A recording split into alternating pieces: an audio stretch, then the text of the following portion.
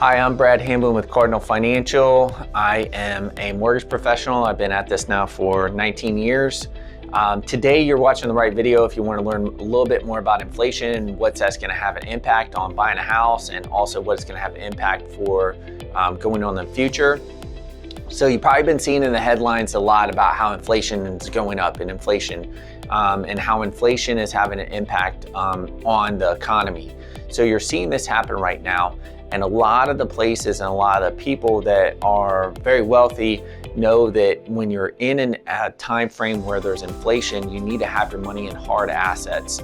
And hard assets are things that will increase in value and appreciate as inflation occurs. So buying a house is actually a good investment to hedge off inflation. So there's three things that are happening right now. I want to go over with you so that you have an idea of what's happening with inflation. So as you can see, like with inflation, the cost of buying a car has gone up significantly. And that also has to do with the demand and the supply.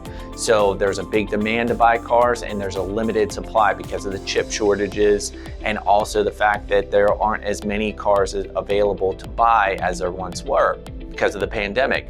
Now you're also seeing an issue in inflation in prices for household goods, food, and another thing that's also going to be inflating here shortly is going to be rents. And it's already seems to happen right now. You're seeing that too because the demand for renting and the demand for housing has gone up and there's a limited supply.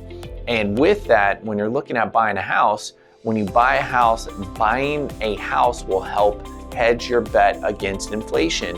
And right now you're hearing, oh, interest rates are going up. Well, it's really important that you find a property and a house where you can afford the monthly payment. So when you find a monthly house or a monthly payment that's affordable, you're able to actually lock in that monthly payment. Now, if you're a renter and you're continuing to rent, the person that controls the rent is the landlord, and the landlord has the ability to increase the rent as they deem necessary as inflation occurs. That's why people that are landlords don't really care about inflation, because their payment is set.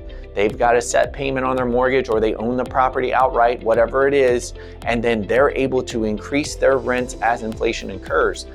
So to a landlord, it's not a big deal to have inflation. It's actually a good thing for them, because they're going to end up being able to charge more in rents because the value of the dollar is going down, and also the economy and the value of what they have is going up because they're able to charge more for the rents because the supply's there.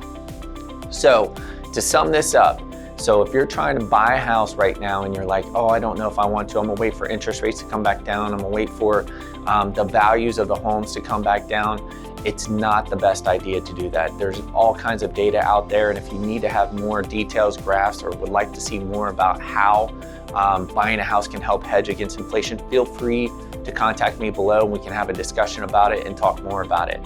So email me below or give me a call. Look forward to hearing from you. See ya.